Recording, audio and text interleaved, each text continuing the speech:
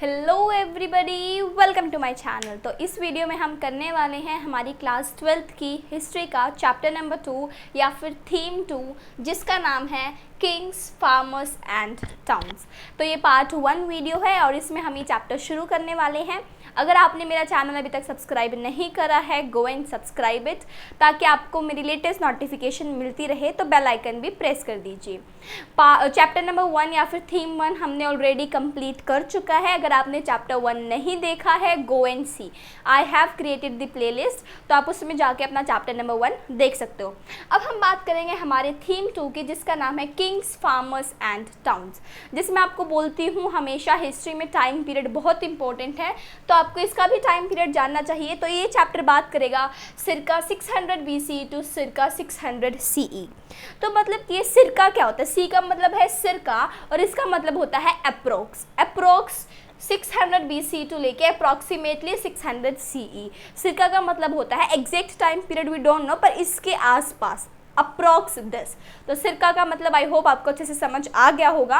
और अगर आपको ये टाइम पीरियड नहीं पता कि ये 600 BC क्या है, 600 CE क्या है, तो I have created the video. मैंने एक वीडियो बना रखी है जिसमें I have told about everything, जिसमें आपको सब पता चलेगा about the dates and centuries. तो आपको डेट्स और सेंचुरी का टॉपिक बिल्कुल अच्छे से क्लियर हो जाएगा अगर आप मेरी वो वीडियो देख लोगे। तो अगर आपको ये समझना है, समझ नहीं आता है, तो आप वीडियो जाके देख सकते हो। अब हम शुरू करते हैं हमारा टॉपिक।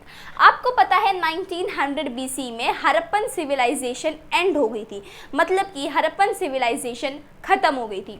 तो उसके 1500 साल बाद, 1500 ईयर्स बाद, मतलब कि around this time period 1500 years बाद एक नई सेटलमेंट होती है, दोबारा से सब कुछ सेटल होता है। और हम बात करेंगे इसमें किंग्स, फार्मर्स और टाउन्स की, कि कैसे किंग्स आते हैं, कैसे क्या कुछ होता है। तब आपको जानना है कि जो 1900 BC से 1500 BC का टाइम पीरियड है, 1500 ईयर्स है, मतलब जो इनमें के बीच में है, तो इसमें क्या डेवलपमेंट्स हुई। मतलब कि हड़प्पन सिविलाइजेशन ख़त्म होने के बाद 1900 BC के बाद से लेके जो अब हम सिरका 600 BC की बात कर रहे हैं, तो इन 1500 साल में क्या क्या हुआ, क्या क्या डेवलपमेंट्स हुई, तो उनके बारे में देखते हैं। नंबर 1, ऋग्वेदा कंपोज हुई थी इस टाइम पीरियड में, अराउंड 1500 टू 1000 BC। इस टाइम पीरियड में ऋग्वेदा कंपोज हुई थी और ये आर्यंस ने की गई थी। Second is agriculture system develop हुआ था। कौन कौन से एरिया में? Northern India, Deccan plateau and Karnataka.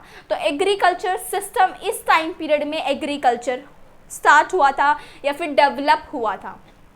Pastoralism हुआ था। पेस्टोरलिज्म का मतलब क्या होता है? कैटल्स को रियर करना, फिर उन्हें एक जगह से दूसरी जगह पे मूव करवाना, तो दैट इज पेस्टोरलिज्म। मतलब ग्रेजिंग के लिए from one place to another shift करना उन्हें, तो वो पेस्टोरलिज्म। और ये कौन कौन से पार्ट में था? Deccan India and the south. तो डेक्कन प्लेट्यू और साउथ इंडिया में हमें ये पेस्टोरलिज्म देखने को मिला था। देन नेक्स्ट इज मेगालिथ्स क्या है? ये इलेबोरेटेड स्टोन स्ट्रक्चर्स है, मतलब कि एक नया वे आ गया था डेड बॉडी को डीकम्पोज करने का या फिर बरी करने का। मतलब कि जैसे पहले आपने देखा होगा ग्रेव्स होते थे, तो सेम टाइम पे अब इस टाइम पीरियड में क्या डेवलपमेंट हुई? मेगालिथ्स। आपने हड़प्पन सिविलाइजेशन टाइम पीरियड में भी पढ़ा होगा कि कैसे डेड बॉडी को बरी किया जाता था, तो वैसे ही अब मेगालिथ्स इलेबोरेटेड स्टोन स्ट्रक्चर्स हैं that are used for the burying the dead bodies. तो आपको पता होना चाहिए मेगालिथ्स का मतलब क्या होता है, 1 मार्कर में देखे ना क्यों। और मेगालिथ्स सेंट्रल इंडिया और दी साउथ इंडिया में ये डेवलप हुआ था। तो बेसिकली ये 4 चीज़ें आपकी डेवलप्ड हुई थी इन दिस टाइम पीरियड। मतलब कि हड़प्पन सिविलाइजेशन के ख़त्म होने के बाद से जब नेक्स्ट हमें कुछ देखने को मिला, किंग एम्पायर देखने को मिले, तो उसके जो बीच का टाइम पीरियड था, तो उसमें ये डेवलपमेंट्स हुई।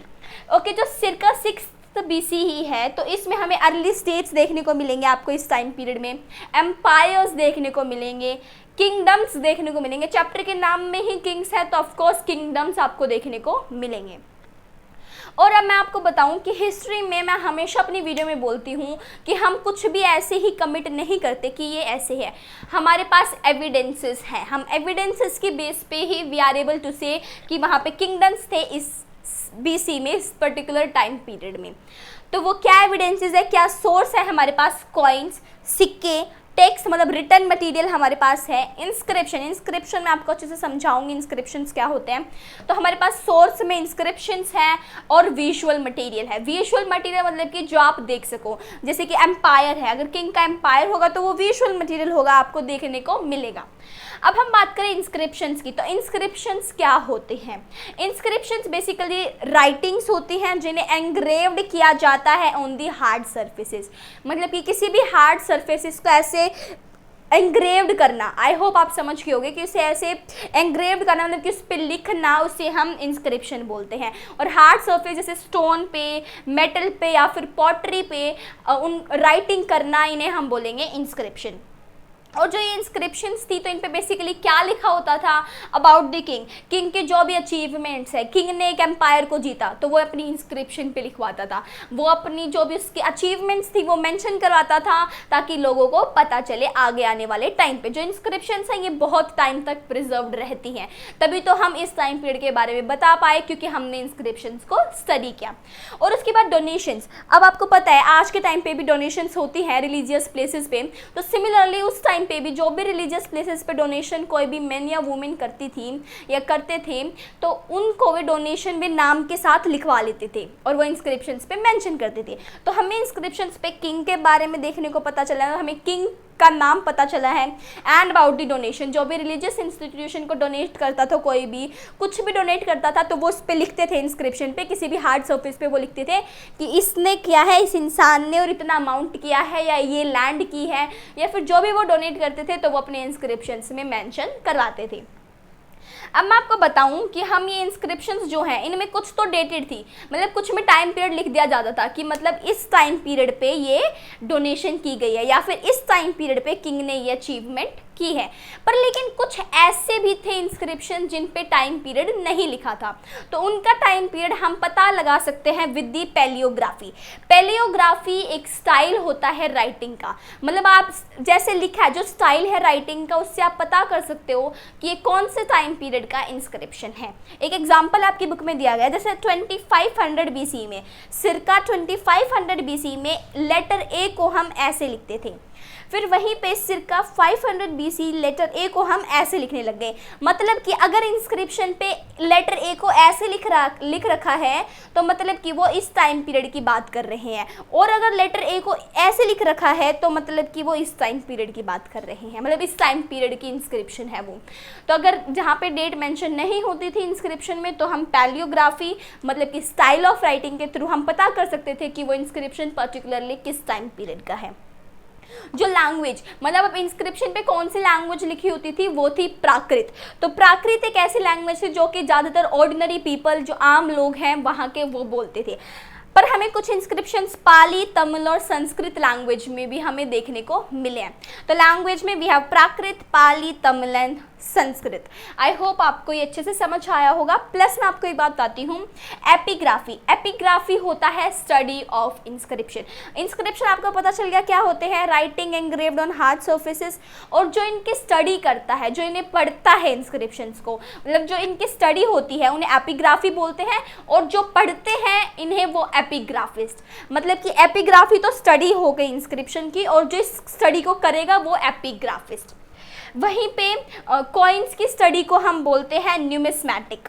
तो study of coin is known as numismatic. तो आपको ये आपकी बुक में नहीं है, बट ये मैं आपके एक्स्ट्रा नॉलेज के लिए आपको बता रही हूँ। आपको पता होना चाहिए बीइंग अ हिस्ट्री स्टूडेंट कि न्यूमिस्मैटिक कौन होते हैं। और एपिग्राफी आपकी बुक में भी मेंशन है, 1 मार्कर में आ भी सकता है व्हाट इज एपिग्राफी। तो आपको पता होना चाहिए epigraphy is the study of inscriptions and numismatic is the study of the coins. इस टॉपिक में अगर आपको कोई भी डाउट है तो आप कमेंट बॉक्स में कमेंट कर सकते हो, आई विल श्योरली रिप्लाई।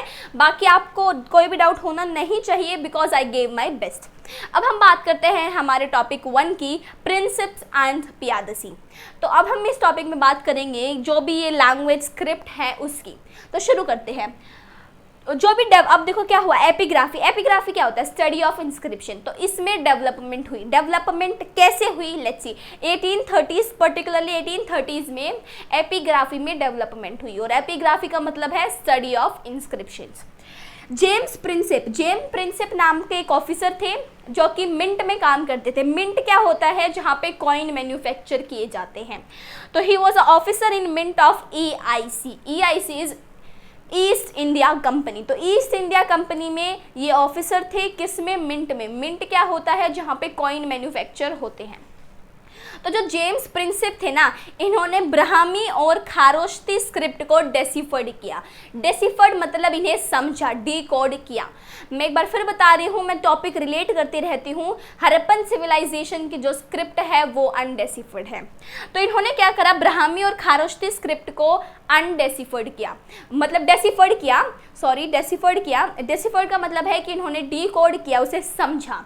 और ब्राह्मी और खारोश्ती स्क्रिप्ट इस टाइम पीरियड में यूज होती थी। इस टाइम पीरियड में लैंग्वेज तो ये थी और स्क्रिप्ट ये थी। जैसे कि अगर आप नॉर्मल लैंग्वेज में पढ़ो, जैसे कि हिंदी हमारी लैंग्वेज है और देवनागरी हमारी स्क्रिप्ट है, तो वैसे ही प्राकृत जो थी लैंग्वेज, उसकी स्क्रिप्ट ब्राह्मी या फिर खारोश्ती थी। एक और मैं आपको बता दूं पॉइंट, जो ब्राह्मी है वो लेफ्ट टू राइट लिखी जाती है, लेफ्ट टू राइट। वहीं पे जो खारोश्ती है वो राइट टू लेफ्ट लिखी जाती है। ये आपके एक्स्ट्रा नॉलेज के लिए है, तो आपको ये पता होना चाहिए। तो जेम्स प्रिंसेप ने डेसिफर्ड किया ब्राह्मी और खारोश्ती स्क्रिप्ट को। अब भाई डेसिफर्ड किया मतलब कि हमें बहुत सारी नॉलेज मिली उस टाइम पीरियड के बारे में। तो जेम्स प्रिंसेप ने क्या बताया कि जो इंस्क्रिप्शंस है ना, उन पे एक वर्ड नाम है किंग, मतलब किंग को ये पियादसी बोलते थे इस टाइम पीरियड में। सो ही सेड दैट इंस्क्रिप्शंस में वर्ड यूज किया गया है पियादसी, जिसका मतलब है किंग। और पियादसी को अगर आप बात करो तो it means pleasant to behold, मतलब कि yes this person is superior and he has all the rights and all the qualities, all the attributes to come to that power. तो पियादसी बोला जाता है किंग को इस टाइम पीरियड में। तो अगर आपसे पूछा जाए कि पियादसी का क्या मतलब था इंस्क्रिप्शंस में, तो आपको पता होना चाहिए पियादसी मीन्स किंग्स और you can see the pleasant to behold. वहीं पे जेम्स प्रिंसेप ने बताया कि इंस्क्रिप्शंस में किंग को अशोका भी बोला गया है। अशोका आप सभी को पता होगा, अशोका एक फेमस रूलर हैं।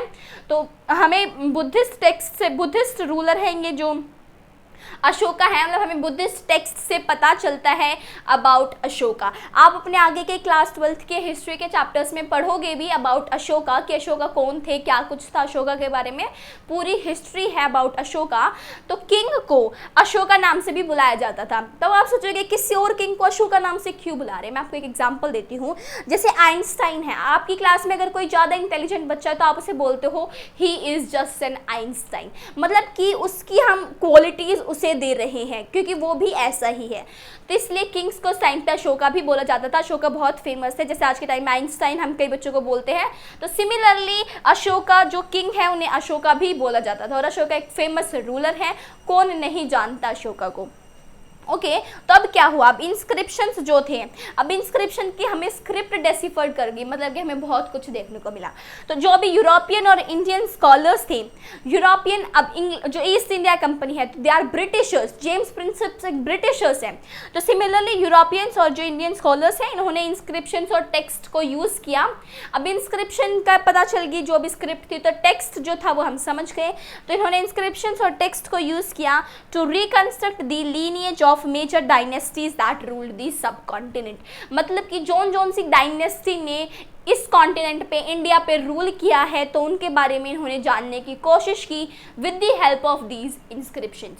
मतलब कि अगर इंस्क्रिप्शंस में पता चल जाए किंग के बारे में, तो हम क्या पढ़ सकते हैं कि किसने, कौन पहले था, फिर कौन सा किंग आया, फिर कौन आया, तो हम ये लीनिएज पता कर सकते हैं, पर्टिकुलर टाइम पीरियड पता कर सकते हैं कि क्या कौन सा रूलर आया, फिर कौन सा रूलर आया।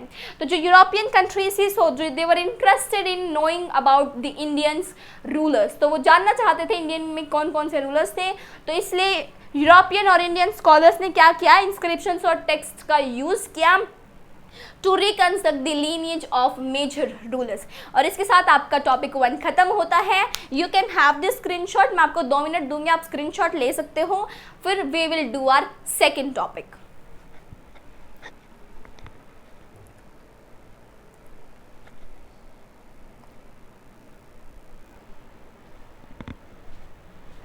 आई होप आपने स्क्रीनशॉट ले लिया होगा। तो अब हम शुरू करते हैं हमारा topic number 2, the earliest states. तो ये टॉपिक नंबर 1 है द महाजनपदास। तो इसमें हम बात करेंगे about the Mahajanapadas. 6th century BC को एक टर्निंग पॉइंट माना जाता है। टाइम पीरियड क्या है? 600 बीसी टू 600 सी। तो जो ये 600 बीसी है ना, इसको एक टर्निंग पॉइंट माना जाता है in the history of India. Turning point इसे कहा जाता है 6th सेंचुरी बीसी को। टर्निंग पॉइंट क्यों कहा जाता है? तो बेसिकली अब हम देखेंगे कि इसे टर्निंग पॉइंट क्यों कहा जाता है। 6th सेंचुरी बीसी को आप लिख सकते हैं 600 बीसी टू 501 बीसी। अगर आपको टाइम पीरियड नहीं पता, मैंने वीडियो बना रखी है, गो एंड सी। तो 6th सेंचुरी बीसी एक ऐसी इरा है, एक ऐसा टाइम पीरियड है जहाँ पे अर्ली स्टेट्स एमर्ज हो रही थी, सिटीज़ एमर्ज हो रही थी। आपको सिटीज़ देखने को मिलेंगी, आयरन का यूज़ स्टार्ट हो रहा था, आपको कॉइनेज देखने को मिलेगा। ये एक कॉइनेज है। अगर जैसे आपने हड़प्पन सिविलाइजेशन पढ़ा तो उस टाइम पे कॉइन नाम का कोई भी एज सच हमें देखने को नहीं मिला था। कॉइन कुछ होता ही नहीं था। हमने देखा था वेट्स होते थे मेजरमेंट के लिए, बट अब यहाँ पे कॉइन्स आ चुके हैं। तो ये एक इस तरह से मतलब ये एक टर्निंग पॉइंट है in the history of India. कुछ अलग हुआ, एज अ टर्निंग पॉइंट हम इसे मानते हैं। जो बुद्धिज़्म और जैनिज़्म है, तो ऐसा माना जाता है जो डाइवर्सिफिकेशन हो गया, मतलब बुद्धिज़्म और जैनिज़्म नाम के भी इंडिया में एलिमेंट्स मिलने लगे। ऐसा नाम भी सुनने को मिला। आप चैप्टर 4 में बात करोगे बुद्धिज़्म और जैनिज़्म के अच्छे से। तो जो बुद्धिज़्म और जैनिज़्म टेक्स्ट है ना, जो बुद्धिज़्म और जैनिज़्म जो है, इन्होंने जो टेक्स्ट लिखे हैं, तो उसमें 16 स्टेट्स की बात की गई है कि 16 स्टेट्स इस कॉन्टिनेंट में प्रेजेंट है, जिन्हें बोला जाता है महाजनपदास। महाजनपदास। तो उसमें से कुछ इंपॉर्टेंट थे जो ज़्यादातर हमें फ्रीक्वेंटली जिनका नाम सुनने को मिला, तो वो है वक्कम पीजी। ये वक्कम पीजी एक शॉर्ट फॉर्म है जिसकी मदद से आप इन्हें आसानी से याद कर सकते हो। इनके नाम वक्कम पीजी। वी से वजी, के से कौशाला, के से कुरु, ए से Avanti, M for Magadha, P for Panchala, G for Gandhara. तो आप वक्कम पीजी याद करो और आपको इनके नाम आसानी से याद हो जाएंगे। तो ये कुछ इम्पोर्टेंट महाजनपदास थे, तो ये आपको ज़्यादातर फ्रीक्वेंटली देखने को मिलेंगे आपके चैप्टर में। तो बुद्धिज़्म और जैनिज़्म टेक्स्ट में 16 स्टेट्स के बारे में बताया गया जिन्हें महाजनपदास बोलते हैं। तो अब इन महाजनपदास के बारे में डिटेल में पढ़ते हैं। जो महाजनपदास हैं, ये पहली बात तो प्राकृत और संस्कृत लैंग्वेज यहाँ पे बोली जाती थी, और हमें जो टेक्स्ट मिले हैं वो प्राकृत और संस्कृत में मिले हैं। सेकेंड थिंग, जो महाजनपदास है ना, तो ये जो जनपदास वर्ड है, महाजनपदास में से जनपदास वर्ड, तो इस जनपदास वर्ड का मतलब होता है पीपल या फिर क्लैन या फिर ट्राइब या फिर ग्रुप ऑफ पीपल किसी लैंड पे आए हों फर्स्ट टाइम। मतलब कि people clan put there foot for the first time on the land. मतलब कि यहाँ से इंसान की जो है शुरुआत होती है, ऐसे माना जाता है जनपदास में। जो जनपदास वर्ड है वो आपको ज़्यादातर प्राकृत और संस्कृत में देखने को मिलेगा। प्राकृत में भी आपने सुना होगा अबाउट द जनपदास और इवन इन द संस्कृत। तो बेसिकली क्या है जनपदास की? कोई भी पीपल जिसने पहली बार इस धरती पे पैर रखा, तो ऐसा माना जाता है जो महाजनपदास है, तो यहाँ पे सबसे पहले ह्यूमन बीइंग आए थे। तो जो रूल कौन करता था? महाजनपदास जो थे, ये स्टेट्स थी, जो ये बहुत बड़ी जो स्टेट्स थी, इन्हें रूल कौन करता था? तो बेसिकली इन्हें किंग्स रूल करते थे, या फिर हमें कुछ एरियाज में गना और संघास भी देखने को मिले हैं। गनाज और संघास का मतलब है कि कोई एक पर्सन रूल नहीं करता, ग्रुप ऑफ पीपल रूल करते हैं, जिन्हें हम बोलते हैं ओलिगार्कीज। ओलिगार्कीज का मतलब है where a group of people rule the particular land. तो इन्हें हम कलेक्टिवली राजाज बोलते हैं। मतलब एक मतलब राजा, मैनी मीन्स राजाज। तो जो रूलिंग सिस्टम था, तो there were kings, definitely kings थे, पर हमें कुछ केसेस में we have even the sanghas और द गनास, जिन्हें हम ओलिगार्कीज बोलते हैं। एंड महावीरा और जो बुद्धा थे, तो वो एग्जाम्पल हैं एक हमारे इन्हीं ओलिगार्कीज या फिर गना और संघास का। गना और संघा का मतलब है पर्टिकुलरली एक छोटा ग्रुप। तो जो छोटा ग्रुप है, पर्टिकुलरली गना का मतलब एक छोटा ग्रुप। तो महावीर और बुद्धा जो थे वो इन्हीं से बिलोंग करते थे, गना और संघास से। तो इनके बारे में हम चैप्टर 4 में डिटेल में पढ़ेंगे। उसके बाद जो रिसोर्सेज है, अगर किंग है उसको रूल कर रहा है एरिया को, तो किंग के पास उसका रिसोर्स जाएगा। और वहीं पे अगर ओलिगार्की सिस्टम है या फिर गना या फिर संघास है, तो जो भी वो टैक्स है वो कलेक्टिवली कलेक्ट करके राजाज के पास जाता था, जो राजाज हैं उन्हें आपस में डिस्ट्रीब्यूट करते थे। तो अगर एक बंदा रूल कर रहा है तो वो एक के पास जाएगा, अगर if there are many so it will be distributed among many. तो ये था अबाउट द महाजनपदास का ruling system. Then the capital city, जो महाजनपदास थी तो उनका पर्टिकुलर कैपिटल सिटी होती थी। हर महाजनपदा 16 महाजनपदास हैं तो 16 कैपिटल सिटी होती थी, और जो कैपिटल सिटी होती थी ये फोर्टिफाइड होती थी, मतलब इसको फोर्टिफाइड किया जाता था, इसके फोर्ट्स बना दिए जाते थे चारों तरफ ताकि इसे अच्छे से प्रोटेक्ट कर सके।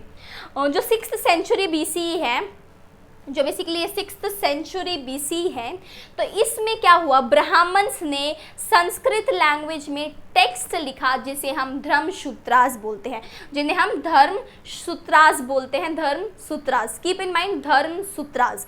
तो 6th सेंचुरी BC में ब्राह्मण्स ने संस्कृत लैंग्वेज में एक टेक्स्ट लिखा जिसे धर्मसूत्रास बोलते हैं, और इन धर्मसूत्रास में इन्होंने क्या बताया about the norms of the society और द रूलर्स, मतलब कि इन्होंने बताया कि रूलर का ये काम है। नॉर्म्स का मतलब क्या होता है, सेट ऑफ रूल्स। तो इन्होंने बताया कि पर्टिकुलर हर एक इंसान का इन्होंने बताया कि इसका ये कर्तव्य है, इसको ये करना है, रूलर को ये करना है। तो दैट वाज रिटन इन दी धर्मसूत्रास। धर्मसूत्रास में क्या लिखा है about the norms of the society and the rulers. तो इन्होंने क्या बताया, रूलर के क्या धर्मसूत्रास है, रूलर के क्या है नॉर्म्स, क्या है रूलर्स के। He have to collect taxes and tribute from cultivators, traders and artisans, मतलब कि इसे टैक्स कलेक्ट करना है लोगों से। किन लोगों से, फार्मर से, ट्रेडर से, आर्टिसन से, मतलब जो भी पॉपुलेशन थी तो उनसे कौन कलेक्ट टैक्स करेगा, किंग करेगा, राजा करेगा। सो ये इन्होंने बताया धर्मसूत्रास में ब्राह्मण्स ने। क्या पेस्टोरलिज्म भी टैक्स पे करते थे? सो हमारे पास कोई एज सच एविडेंस नहीं है, तो हम बिना एविडेंस के कुछ भी बोलेंगे नहीं, सो इसलिए we are not commenting on this. अब हम बात करते हैं कि ये जो भी किंग होते थे तो ये अपना जो भी नीड्स होती थी, अब पूरा स्टेट है, महाजनपदा है, तो इसका जो भी खर्चा होगा वो किंग करेगा। तो वो जो पैसा था वो कहाँ से आता था, डेफिनेटली टैक्स। एक हमने बता दिया, ब्राह्मण ने बताया है टैक्स कलेक्ट करो। सेकेंडली जो किंग थे वो रेड्स करते थे नेबरिंग स्टेट्स में, जो भी आसपास का एरिया होता था तो वहाँ पे किंग रेड करते थे और लूट करते थे। तो जो रेड्स हैं वो लेजिटिमेट सोर्स ऑफ इनकम था, मतलब काफ़ी अच्छा अमाउंट रेड से आता था। तो एक किंग है वो अपनी आर्मी लेके जाके दूसरी एरिया पे रेड करता था, अपना एम्पायर भी एक्सपेंड करता था, अपने रिसोर्सेज भी एक्सपेंड करता था। तो इसीलिए जो स्टेट है उसको अपने लिए आर्मी रखनी पड़ती थी, क्योंकि कोई भी किंग रूल कर देगा। So they were having the standing army and the bureaucracy. Bureaucracy क्या होता है, पर्टिकुलरली द स्ट्रॉन्ग सिस्टम। तो ये बात होती है अबाउट दी महाजनपदास। तो महाजनपदास के बारे में आई होप आपको अच्छे से समझ आया होगा। महाजनपदास में से जनपदास का मतलब होता है जब जहाँ पे फर्स्ट टाइम पीपल आए हों, फर्स्ट टाइम कोई ट्राइब या फिर ग्रुप ऑफ पीपल जिन्होंने फर्स्ट टाइम अपने फुट रखे हों उस लैंड पे। जो महाजनपदास है उसमें रूलर्स होते थे, किंग रूल करता था, या फिर हमें कुछ ओलिगार्कीज भी देखने को मिले हैं कुछ प्लेसेस में। देन कैपिटल सिटी होती थी जो ऑफन फोर्टिफाइड होती थी। देन जो ब्राह्मण है उन्होंने 6th सेंचुरी BC में धर्मसूत्रास लिखा है जिसमें उन्होंने बताया है about the norms of the society और द रूलर्स, कि एक रूलर का ये कर्तव्य है, तो इन्होंने वो बताया है। तो रूलर जो है वो टैक्स कलेक्ट करेगा आर्टिसंस वगैरह से। And then they have told कि जो रेड्स है वो लेजिटिमेट सोर्स ऑफ इनकम था उस टाइम पीरियड पे, पर्टिकुलरली इस टाइम पीरियड की बात हो रही है। तो इस टाइम पीरियड पे रेड्स करते थे किंग, इसलिए उन्हें अपनी स्टैंडिंग आर्मी रखनी पड़ती थी एंड इवन दी ब्यूरोक्रेसी, तो उन्हें बहुत स्ट्रांग बनाना पड़ता था। इसी वजह से कैपिटल सिटी को फोर्टिफाइड किया जाता था। Let's come to the next topic, the first among the 16th Magadh.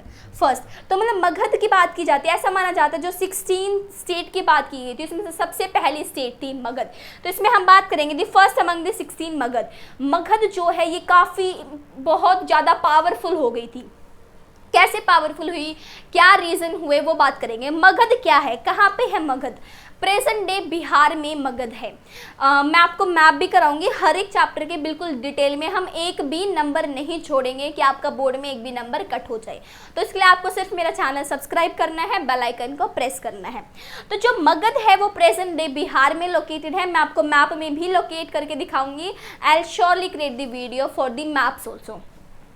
तो जो 6th to 4th century BC का जो टाइम पीरियड है, इस टाइम पीरियड में जो मगध है ये बहुत पावरफुल बन गई among the rest of the Mahajanpadas.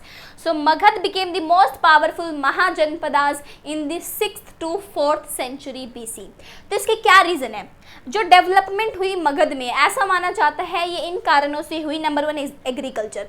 Agriculture इस रीजन में बहुत अच्छे से हो पा रहा था, जिसके कारण मगध पावरफुल बन रही थी। Second is iron mines. Jharkhand में आयरन माइंस लोकेटेड थी, और जो झारखंड है वो इस मगध से पास पड़ता था, तो इसीलिए वहाँ से लोग आयरन माइन से आयरन लेते थे और टूल्स और वेपन्स बनाते थे, and they were getting the stronger. Third ऐसा माना जाता है एलिफेंट। एलिफेंट एक इम्पोर्टेंट कंपोनेंट था आर्मी का, और जो एलिफेंट है वो इसी रीजन के मगध के फॉरेस्ट में मिलता था। So that's why they were strong. अगर आर्मी स्ट्रॉन्ग होगी तो कोई और उस पर रेड नहीं कर पाएगा, और अगर वो स्ट्रॉन्ग होंगे तो वो और एरिया पे रेड करेंगे and they will get the resources. Next is Ganga. So जो ये रीजन है ये गंगा के आसपास लोकेटेड था। आपको पता है बिहार गंगा रिवर की वैली के वहाँ पे आता है। तो गंगा रिवर एक चीप सोर्स प्रोवाइड करती थी कम्युनिकेशन का। आपको पता है रिवर कैसे कम्युनिकेशन प्रोवाइड करती हैं, तो जो गंगा है that was providing the cheap and accessible communication system for them, for the Magadha. तो ये रीजन थे, ऐसा माना जाता है हिस्टोरियंस का। जो मॉडर्न हिस्टोरियंस है वो कहते हैं कि इन रीजन की वजह से जो मगध है वो एक पावरफुल महाजनपदा के उससे इस्टेब्लिश हुई। Then we have some powerful rulers. अब डेफिनेटली कोई अगर एरिया प्रॉस्पर हो रहा है तो उसमें रूलर का इंपॉर्टेंट रोल है, क्योंकि रूलर ही उस एरिया को कंट्रोल करता है। तो इसलिए रूलर ऑफ कोर्स डेफिनेटली जो भी क्रेडिट है वो रूलर को जाता है। तो जो रूलर की जो पॉलिसीज होती है ना, तो वो बताती हैं कि एक रूलर कैसा कितना पावरफुल होगा, कितना अपने एरिया को एक्सपैंड करेगा। तो we have some powerful rulers. कुछ पावरफुल रूलर्स के नाम दिए गए हैं जिनके कारण मगध पॉपुलर हुआ है, मगध फेमस हुआ है। That is बैम। बैम नाम से याद करो, BAM। B for Bimbisara, A for Ajatashatru, M for Mahapadmananda. तो ये जो 3 नाम है बैम, तो ये कुछ पावरफुल रूलर्स हैं of the Magadha. Okay, let's come to the next topic. अगर हम कैपिटल की बात करें, मगध की कैपिटल क्या थी? तो राजगाह। राजगाह मगध की कैपिटल थी, और ये राजगाह जो है ये प्रेजेंट डे राजगीर जो है बिहार में, तो उसका नाम राजगाह था उस टाइम पे। So that was the capital. और राजगाह का मतलब है house of the king, king का घर। तो इसका ये मतलब है राजगाह वर्ड का। तो जो राजगाह है वो कैपिटल थी इनिशियली 6th सेंचुरी BC में मगध की। फिर 4th सेंचुरी BC में कैपिटल को शिफ्ट कर दिया गया और पाटलिपुत्रा मतलब पटना को कैपिटल बना दिया गया मगध की। तो कैपिटल सिटी को चेंज कर दिया गया और पाटलिपुत्रा या फिर पटना को कैपिटल बना दिया गया। So that was all about the topic number 2। अब हम टॉपिक नंबर 3 करेंगे। I'll give you 2 minutes कि आप स्क्रीनशॉट ले लो, और उससे पहले मैं आपको बता दूं कि अगर आपको कोई भी डाउट आप कमेंट डाउन कर सकते हो, तो you can have this screenshot. I'll give you 2 minutes, फिर हम करेंगे अपना टॉपिक नंबर 3।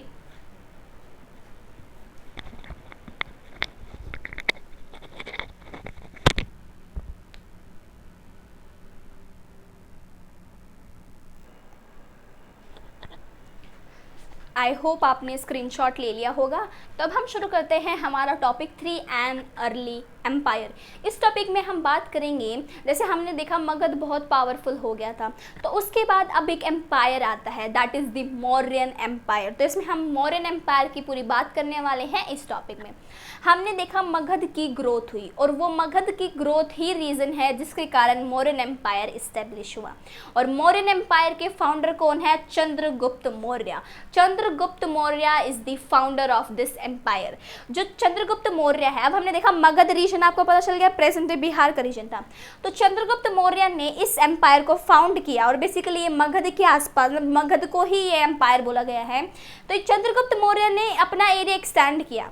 कहाँ तक एक्सटेंड किया? नॉर्थ वेस्ट में टिल अफगानिस्तान एंड बलूचिस्तान। तो अफगानिस्तान और बलूचिस्तान को भी इन्होंने कॉन्कर किया चंद्रगुप्त मौर्य ने।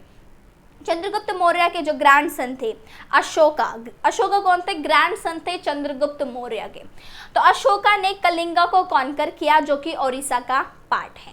तो आप इसके बारे में पढ़ोगे डिटेल में। तो अब देखो, आपने ये पता होना चाहिए आपको सबसे पहले कि चंद्रगुप्त मौर्य हैं, ये फाउंडर थे मौर्यन एम्पायर के, और मौर्यन एम्पायर इस्टेब्लिश हुआ with the growth of Magadh, और अशोका जो थे उन्होंने कलिंगा को कॉन्कर किया, और चंद्रगुप्त मौर्य ने एक्सटेंड किया टिल अफगानिस्तान एंड बलूचिस्तान। अब हम बात करते हैं फाइंडिंग अबाउट दी मौर्यास। जो ये मौर्यान है, जो ये मौर्यास है, जो हमारे मौर्यन एम्पायर है, इनके बारे में हमें कैसे पता चलता है? तो नंबर 1 इज आर्कियोलॉजिकल फाइंड्स। तो कुछ आर्कियोलॉजिकल फाइंड्स हैं, दैट इज स्कल्पचर्स। स्कल्पचर का मतलब मूर्ति। हमें को बहुत सारी स्कल्पचर्स देखने को मिले हैं जिसके कारण हमें पता चलता है about the Mauryas. Second is accounts. तो मेगास्थनीज एक ग्रीक एम्बेसडर हैं जो कि चंद्रगुप्त मौर्य के कोर्ट में गए थे, तो इनके अकाउंट्स, इनके रिटन डॉक्यूमेंट्स हमारे पास कुछ हैं, तो जिनके कारण हमें पता चलता है about the Mauryas. Third is अर्थशास्त्र। तो अर्थशास्त्र लिखी थी कौटिल्य ने या फिर चाणक्य। तो आपने नाम काफ़ी सुना होगा इंडियन हिस्ट्री में about the Kautilya and Chanakya. तो ये मिनिस्टर थे चंद्रगुप्त मौर्य के, तो चंद्रगुप्त मौर्य के ही वॉज द मिनिस्टर। तो अर्थशास्त्र से भी हमें काफ़ी कुछ पता चलता है about the Mauryas. Then we have Buddhist, Jainis, Puranic and even the Sanskrit text. तो इन्हें हम टेक्स्ट से पता चलता है, पुराणिक लिटरेचर से हमें पता चलता है, बुद्धिस्ट जैनिज्म के अकाउंट से पता चलता है, संस्कृत टेक्स्ट से हमें मौर्यन एम्पायर के बारे में पता चलता है। Next is inscriptions on rocks and pillars. आपको पता है अशोका ने इंस्क्रिप्शंस करवाए थे। He was the first Mauryan ruler जिन्होंने रफ्ड सरफेस पे और इवन द पॉलिश्ड सरफेस पे इंस्क्रिप्शंस करवाए थे। तो उन इंस्क्रिप्शन से भी हमें बहुत कुछ पता चलता है अबाउट द मौर्यन एम्पायर। उसके बाद जो इंस्क्रिप्शंस हैं और जो कौन से टाइम पीरियड में, यू शुड नो, सिरका मीन्स अप्रॉक्स 272 से या फिर 268 BC टू 231 BC। तो इस टाइम पीरियड पे बेसिकली अशोका ने इंस्क्रिप्शंस करवाए on the roughed surfaces and on the polished surfaces like pillars. तो ये इंस्क्रिप्शंस भी हमें काफ़ी कुछ बताते हैं about the Mauryan empire. Then this inscriptions जो थे, तो ये क्या प्रोपोगेट करते थे? धर्म को। तो जो ये अशोका है, Ashoka the ruler, the Mauryan ruler, तो ये प्रोपोगेट करते थे धर्म को। धर्म में क्या लिखा होता है? Number 1 is respect towards elders. तो जो अशोका थे ये काफ़ी जनरस रूलर माने जाते हैं क्योंकि he was propagating very good ideas like dharma में क्या बताया? Number 1 respect towards elder. Number 2 generosity towards Brahmins की तरफ जनरस रहो। Number 3 treating the slaves and servants very good and equally. मतलब जो स्लेव्स होते हैं, सर्वेंट्स होते हैं, उन्हें उनसे अच्छा व्यवहार करो, behave good with them. Then the next respect for the religion and tradition. मतलब अपने रिलीजन के अलावा भी और रिलीजन को तुम रिस्पेक्ट करो। ये नहीं है कि आप अपने रिलीजन को रिस्पेक्ट करो या डिसरिस्पेक्टिंग द अदर रिलीजन और द ट्रेडिशन। तो अशोका को आप आगे देखोगे चैप्टर में कि ही वॉज वेरी ओपन, तो ये और रिलीजन्स को काफ़ी सपोर्ट करते थे। आगे के आपके चैप्टर्स में आपको पता चलेगा। तो धर्म में बेसिकली ये प्रिंसिपल्स हैं: respect towards elders, be generous towards Brahmins, respect every religion, not only yours, respect others' religions and the traditions, and the treating slaves and servants equally and behave good with them. तो this was about the Mauryan empire कि Mauryan empire में क्या था और हमें किन evidences से, हमें मौर्यन एम्पायर के बारे में कैसे पता चला। सो ये हमारे पास कुछ पॉइंट्स थे जिसके बारे में आपको पता होना चाहिए about the archaeological finds, accounts, Arthashastra, about these text, inscriptions. अब हम बात करेंगे हमारा topic number 3.2 administering the empire. अब आपने देखा ये जो एम्पायर है ये कैसे फैला हुआ था टिल अफगानिस्तान, बलूचिस्तान, फिर हमने Kalinga that is present day Odisha, उसे भी हमने कैप्चर कर लिया, मतलब अशोका ने कैप्चर कर लिया। तो अब इसका एडमिनिस्ट्रेशन कैसे होता था, इसे कैसे कंट्रोल करते थे? तो बेसिकली ऐसा बताया गया है कि 5 पॉलिटिकल सेंटर थे मौर्यन एम्पायर में, जिसमें से कैपिटल पाटलिपुत्रा, आपको पता है कैपिटल मगध की लास्ट टाइम पाटलिपुत्रा थी, तो एक पाटलिपुत्रा थी और 4 प्रोविंशियल सेंटर थे, तक्षशिला, उज्जैनी, तौसाली, सुवर्णगिरी। तो ये 4 प्रोविंशियल सेंटर्स थे। तो ये 5 प्लेस काफ़ी इंपॉर्टेंट थे, काफ़ी इंपॉर्टेंट रहे हैं in the history of Mauryan empire, जिन्होंने हेल्प किया है इन चारों ने to control, to administer the empire. अब ये जो प्रोविंशियल स्टेट थी ना, ये ऐसे ही देखने की गई थी कि हाँ चलो इसे बना दिया जाए। इसके पीछे रीज़न होता था, जो तक्षशिला और उज्जैनी थी they support the long distance route trade. तो जो लॉन्ग डिस्टेंस रूट ट्रेड होती थी तो that was through Takshashila and Ujjaini. Suvarnagiri नाम से पता चल रहा है, स्वर्ण मीन्स गोल्ड। तो जो ये ये गोल्डन माउंटेन, सोनगिरी को गोल्डन माउंटेन्स भी कहा जाता है, ये प्रेजेंट डे कर्नाटका में है। यहाँ से ये गोल्ड माइंस इस्टेब्लिश होती थी और ये गोल्ड एक्सट्रैक्ट करते थे। सो ये 5 पॉलिटिकल सेंटर काफ़ी इंपॉर्टेंट रहे हैं in the history of Mauryan empire. अब हम बात करेंगे अबाउट द कम्युनिकेशन। अब देखो ये जो प्लेसेस हैं, अब आपने देखा अफगानिस्तान, बलूचिस्तान, देन मतलब जो एरिया था मगध का, so it was like different, दूर दूर था। तो एक प्लेस से दूसरे प्लेस में जाने के लिए हफ्ते लग जाते थे, महीने तो नहीं बट काफ़ी हफ्ते लग जाते थे। तो इतने एरिया को कैसे ये कंट्रोल करते थे, कैसे वर्क करते थे, वो हम देखेंगे। तो मेगास्थनीज ने बताया, तो मेगास्थनीज आपको पता है ग्रीक एम्बेसडर थे जिन्होंने जो चंद्रगुप्त मौर्य के कोर्ट में आए थे।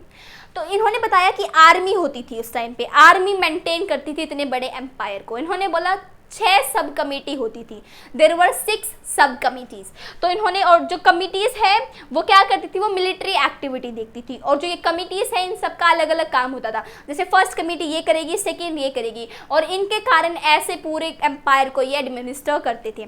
तो फर्स्ट कमेटी का काम था to look after the navy, second committee का था ट्रांसपोर्ट एंड प्रोविजन को देखना, थर्ड का था फुट सोल्जर्स को देखना। और फुट सोल्जर्स जो थर्ड कमेटी थी वो थोड़ा एक्स्ट्रा काम करती थी, जैसे कि बुलक कार्ट्स को अरेंज करती थी, फूड पहुंचाती थी सोल्जर्स तक।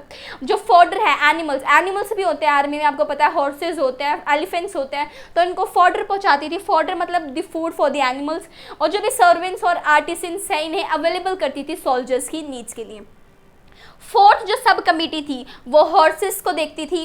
फिफ्थ कमेटी चैरियोट्स मतलब रथ, आपको पता पहले जो होते थे रथ होते थे किंग्स वगैरह के लिए, आर्मी के लिए, तो चैरियोट्स को देखती थी। Then sixth sub committee elephants को देखती थी। So this was about this sub committee. आपको पता होना चाहिए कि पहली कमेटी का क्या काम था, सेकेंड कमेटी का क्या काम था, तो इस सब कमेटी ये क्या क्या करती थी, और इन 6 सब कमेटी को मिला के पूरा एडमिनिस्टर होता था, एक तरह से ये कंट्रोल कर पाते थे इन एरियाज को। देन हम बात करेंगे जो हमारे अशोका हैं।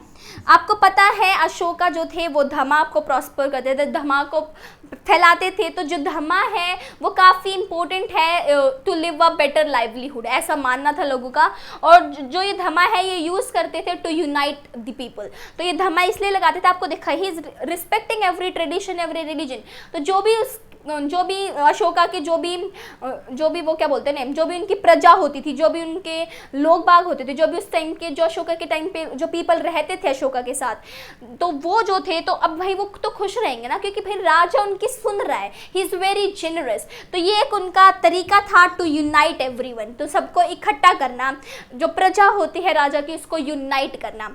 सो ये था एडमिनिस्ट्रिंग द एम्पायर, मतलब कितने बड़े एम्पायर को तो ये इन तरीक़ों से एडमिनिस्टर करते थे, ऐसे कंट्रोल करते थे। 6 सब कमेटी होती थी। अशोका का धमा जो है वो काफ़ी इंपॉर्टेंट रहा है लोगों को यूनाइट करने में। और जो लोग जो अशोका है इन्होंने कुछ स्पेशल ऑफिसर्स अपॉइंट कर रखे थे जिन्हें हम धमा महामता कहते हैं, और ये जो थे ये धमा को फैलाते थे। So they were spreading the message of dhamma. तो आपको पता होना चाहिए dhamma mahamatta who were they were the special officers appointed to spread the message of dhamma. तो अब हम बात करते हैं अपनी टॉपिक 3.3 की। This was how important was the empire. जो ये मौर्यन एम्पायर है ये कितना इंपॉर्टेंट रहा है in the history of India.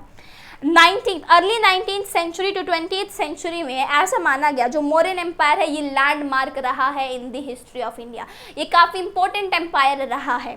इसमें आपने देखा जो अशोका है ये बहुत ही पावरफुल और इंडस्ट्रियस रूलर रहे हैं मौर्यन एम्पायर टाइम के। आज तक हम सब अशोका नाम के बारे में जानते हैं।